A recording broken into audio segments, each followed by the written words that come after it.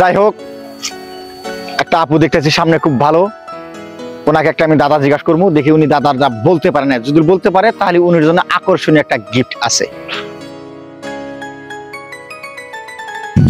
যাই হোক আপা, আপনার সাথে আমি খেলতে চাই ছোট্ট একটি দাদা। আপনি দেখেন নাম ফালাইতে গেতাছি না দা। অসুবিধা নেই, সামান্য মিনিট আমাকে সময় দেন, আমি আপনার সাথে একটা দাদা খেলতে চাই। আমাকে যদি দেন বাদা তাহলে আপনার মাথায় মেরে দিলাম দাদা।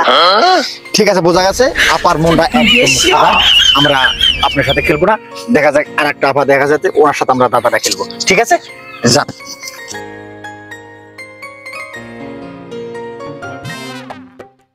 যাই হোক আপা, আপনাকে তো দেখতে তো অপূর্ব, খুব সুন্দর মাশাআল্লাহ।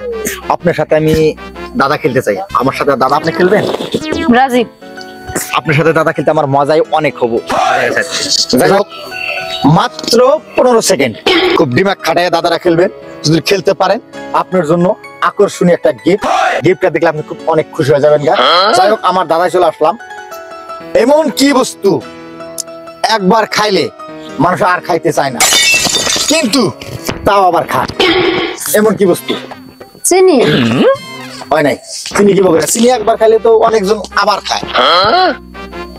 1 2 3 4 5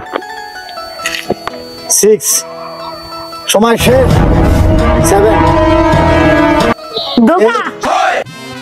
ধোকা কি করে হইলো? বস্তুটা বোঝাই দেন, ধোকা কিভাবে হইলো?